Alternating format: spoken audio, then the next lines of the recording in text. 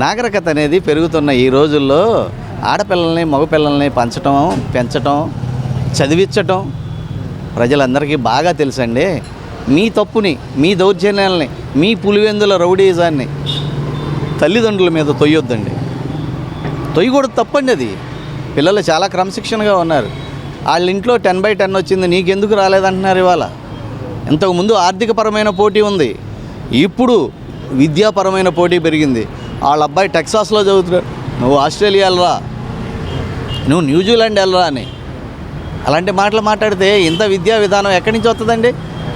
నాడు నేడని చెప్పావు, ఏ కాలేజీలు ఏ స్కూల్స్ నువ్వు సరిగ్గా డెవలప్ చేసావు?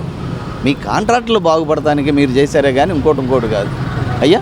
అంటే అమ్మఒడి అని చెప్పి మేము పథకం ఇస్తే దానికి పేరు మార్చి అమ్మకు 100 అని చెప్పాడు. ఇంతవరకు ఏమీ ఇవ్వలేదని చెప్పి కూడా జగన్ గారు ఆలోచన చేస్తున్నారు.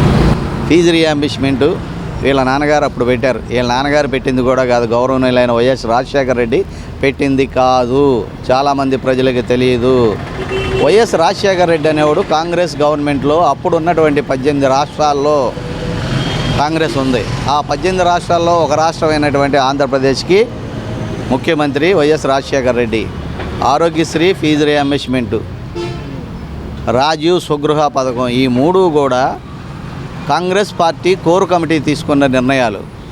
తీసుకున్న సోనియా గాంధీ తీసుకున్న నిర్ణయాన్ని క్రింది స్థాయిలో ఉన్నటువంటి ముఖ్యమంత్రి పాత్ర, ఒక సిఎస్ ఎలాగో, ఒక జిల్లా కలెక్టర్ ఎలాగో, అలా ఒక రాష్ట్రానికి ముఖ్యమంత్రిగా ఉన్నటువంటి గౌరవనీయులైన రాజశేఖర రెడ్డి గారికి అమలు చేశాడే కానీ హైకమాండ్ కమిటీ చెప్పినటువంటి దాన్ని కోర్ కమిటీ తీసుకున్నది, కాంగ్రెస్ కోర్ కమిటీ తీసుకున్న పథకాన్ని ఈయనేం సొంతంగా పెట్టింది కాదు, సొంతంగా చేసింది కాదు.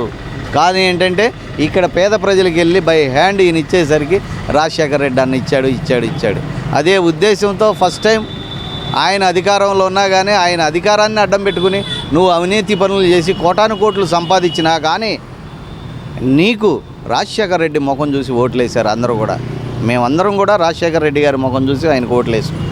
నేను YSR party city spokes person మొన్నటి వరకు అన్నీ మానేసి ప్రశాంతంగా పార్టీలకు దూరంగా హ్యాపీగా బతుకుతున్నాం. మీరు అప్పుడప్పుడు వచ్చి ఇవన్నీ అడిగి మమ్మల్ని లేనిపోయింది మళ్ళీ బ్యాక్ తీసుకెళ్ళడం ఇదేం బాగాలేదు నాన్న.